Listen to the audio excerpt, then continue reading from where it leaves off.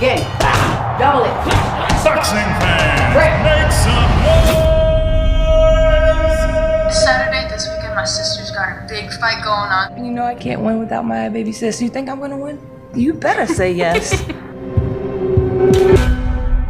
I find girls and bring them to the motel. Is it her? Yeah, it's her.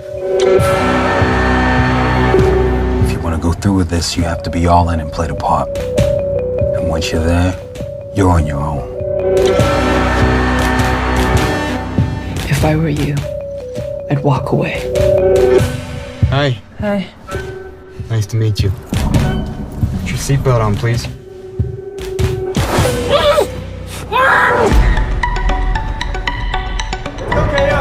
I'm angry. It was my responsibility to keep her safe, and I failed to do so. Where is she? She's gone. I'm never gonna see her again. Nobody's looking because nobody cares. Not a day goes by where I don't think about this little girl. You think I remember their names? This is about survival. Go! You gotta be ready. Get out of here, girls! Go! I tell myself she's dead, but she keeps swimming on back to me to remind me she's still out there. Where's my sister?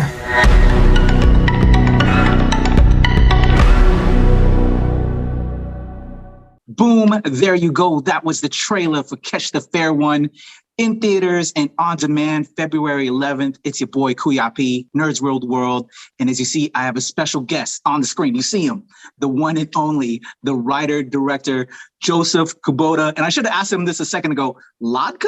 I don't know if I brutalized names. I apologize. That was good. Wladyka. That was very good. All right, man. Well, thank you so much for giving me your time today. How are you feeling, man? How's everything been with the rollout of this film?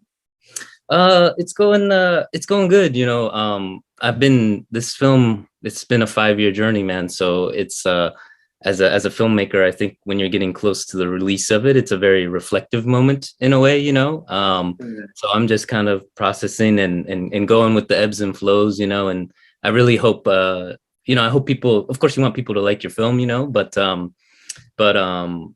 yeah, I'm feeling pretty good about it. You know, so far the reactions we've gotten have been pretty solid. So yeah, we'll see, man. We'll see. Oh yeah, well, I had the distinct pleasure right before this to check out the film prior to it dropping on February 11th in theaters and on demand everywhere. February 11th, y'all. I'm gonna just keep plugging that.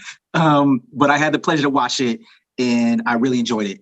It was really good. But I will say, while I like to say I had the pleasure and I really enjoyed it, but it left me feeling heavy, you know, because of what it is, the content of what it is. It had me thinking, which is great. You know, that's what you want. I'm a filmmaker myself, and you want to leave people, you know, thinking about the issues, what they saw, the characters and motivations, you know, just, you know, that's what a good entertainment does. It not only entertains you, but it educates you and it makes you think. And your film was aces on all of that. So props to you, my friend. But yeah, so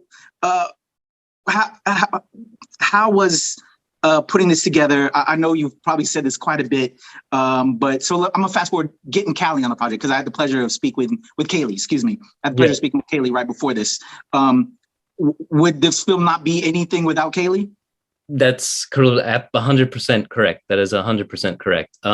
We met in 2017, actually through the sweet science of boxing, because I was getting into it myself and I found her through my social media. And I reached out to her just to hang out with her and get a sense with her because I knew there was something special. And she's an artist and an activist and all that. Absolutely, this film, we wouldn't have made this film if it wasn't us together. It was a 2-year collaboration of us working together, us finding the story, preparing her to act in the film. You know, it was, for me, it was a beautiful collaboration because I got to learn a lot of her perspective and get her thoughts on things. And also, since you're a filmmaker too, you know, like, I think when you're making indie films, for me, the hard period is once you start going out and trying to find money and you have to become like a used car salesman, and you don't feel like a filmmaker when you're doing that. You're just like a salesman.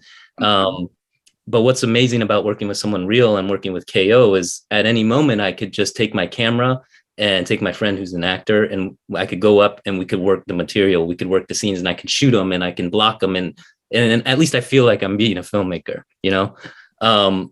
So yeah, I mean, it was a beautiful collaboration, and it's something I'm very grateful for, and I really hope you know, me and her are family now, and I hope we I'm sure we'll work again. I mean, hopefully she blows up and she's in some big movies and stuff. And then when I call her to do a little small movie, she'll come. I love that. I love that. That's beautiful. And yeah, this is a star maker. She killed it. Bravo. So as filmmakers, and I think I saw in another interview, and like you said about Kaylee, she's an activist. That's kind of like what I like to do with my films as well. Again, I want to entertain as well as make you think and educate you. How for this particular film, you're bringing light to, you know, how Indigenous women are just kind of, you know, it gets lost in the abductions and everything that's occurring. How was that for you and Kaylee? Because I know she helped you with a little bit on this to touch upon that subject and just how heavy that is. And how important was it for you to relay that message and get people knowledgeable about that sad occurrence that happens very often, which is super sad. Yeah. I mean, that was always something that we wanted to do. You know, we wanted to bring awareness, but at the same time, you know, like we wanted to use each other's sort of strengths. You know what I mean? Because, you know, I'm not a documentary filmmaker, I'm a narrative filmmaker. So the idea was always to make something that is tense and has suspense and puts the audience on the edge of their seat, use elements of genre to kind of really pull in an audience that maybe wouldn't necessarily come to a movie like this if it was a straight drama.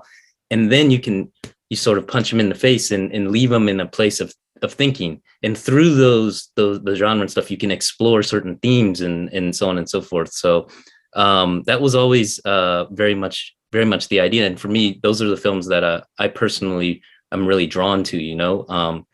And it was really important to us. I mean, it's such a complex issue. It's not, we're not going to resolve it in an 80-minute film. Obviously, you would need, you know, so much real estate and time to explore and do all that. But what we wanted to do, what was both important to both of us, was sort of just so we have all these thoughts and we have all these ideas, and it's like, what do we want to say? Well, let's take that, the loss, the rage, the regret, the pain, let's put it on this character's shoulders.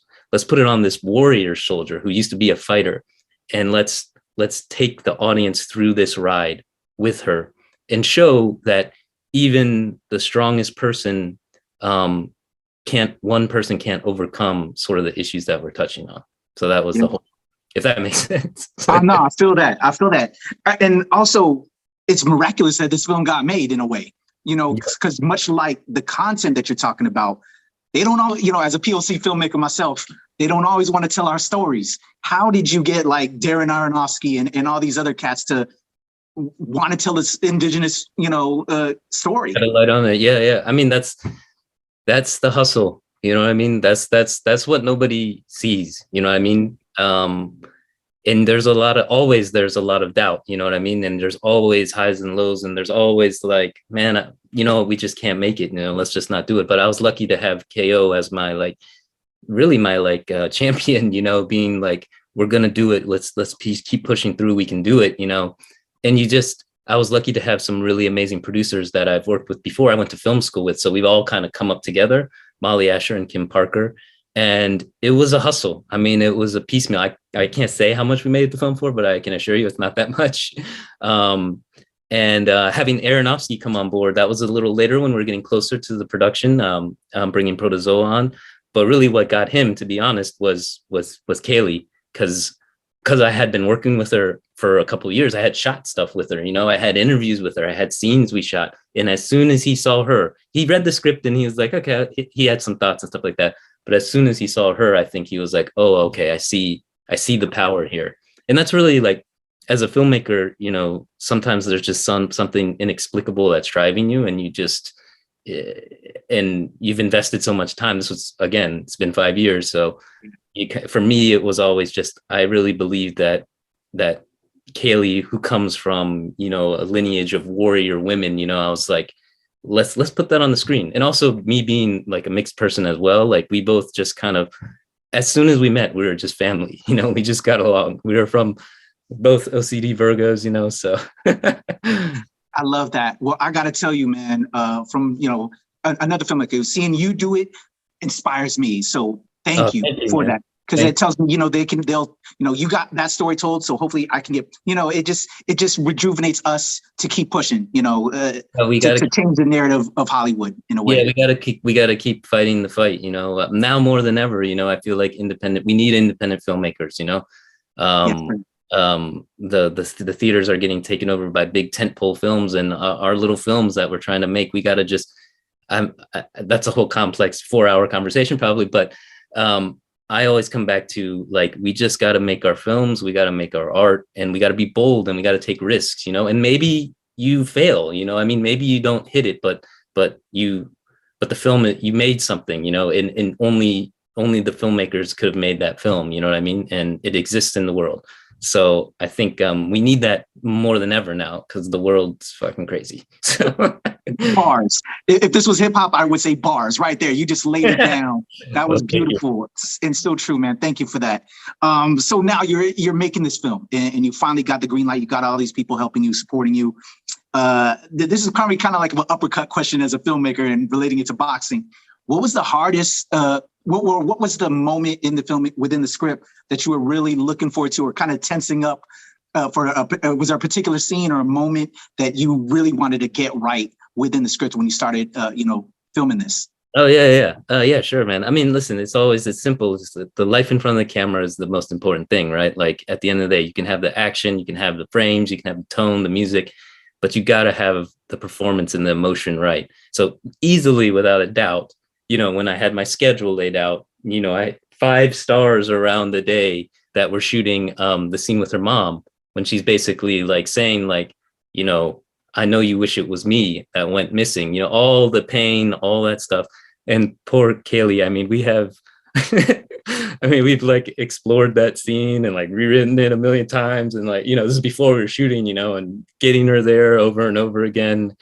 And of course, because it's an indie film, we have like 7 other fucking scenes to shoot that day. So, so that was one that, you know, I wanted to not rush, number 1, and 2, just be very sensitive with the set, have a very quiet, the right energy, you know what I mean, when we're going into shooting it, and letting all the people know on the crew, like, you know, this is really important. Like let's set the vibe so that she's as comfortable as possible to do that scene.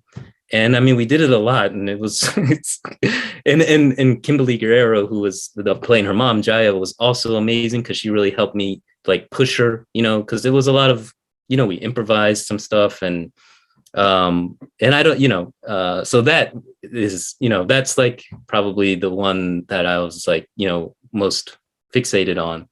And then like, you know, all the, I mean, it's all hard. I don't know what else. It's just all hard. And we're shooting in Buffalo, and it was like snowing, and it was 2 degrees, and yeah. And we shot the film in 20 days, I think it was. So, you know, yeah.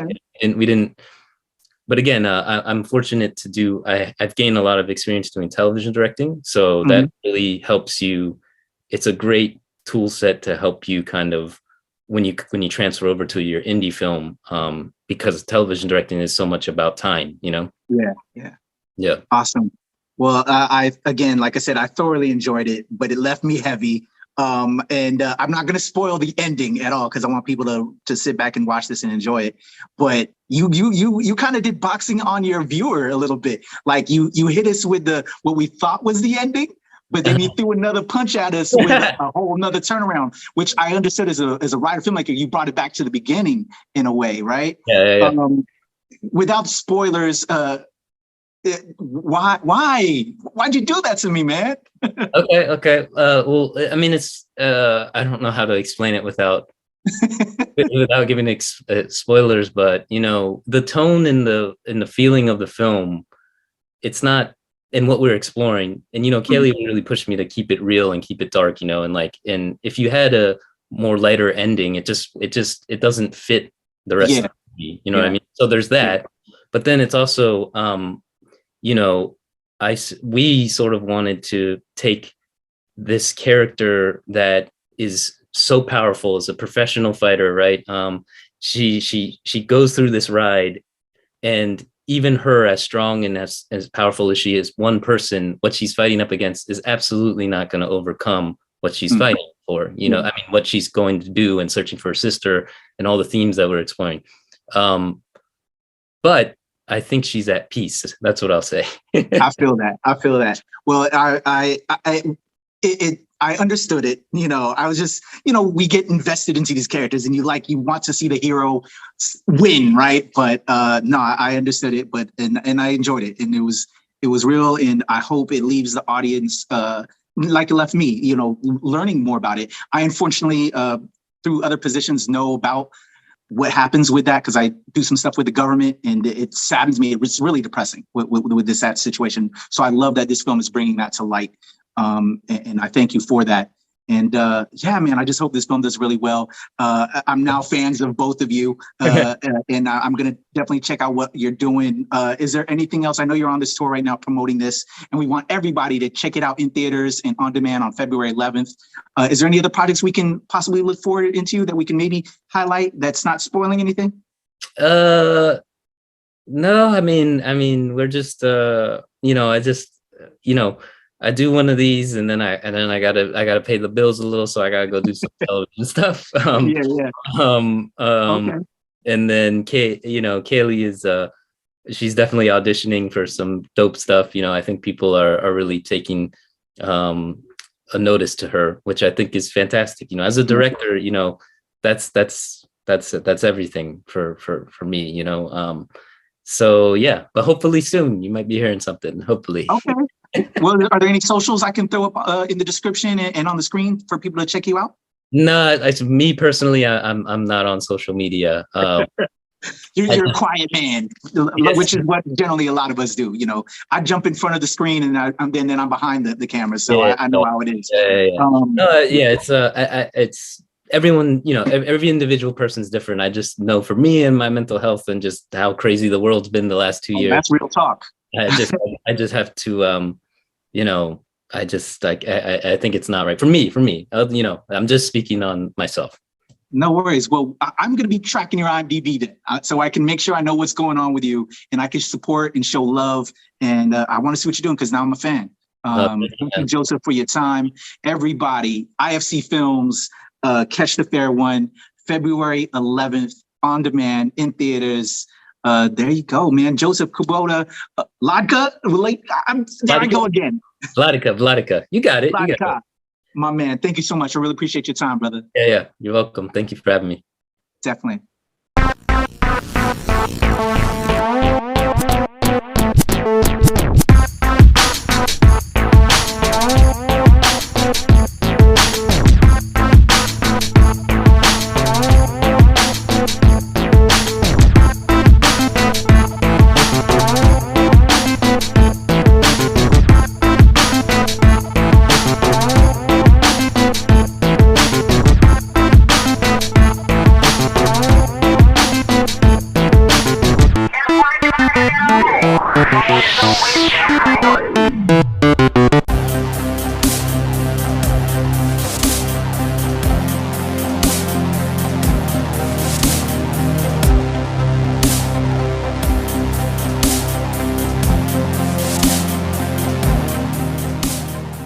Going on? This is Kaylee K.O. Reese, and I have the pleasure of being on NRW. You can catch the fair one this Friday, February 11th, in theaters and on video on demand.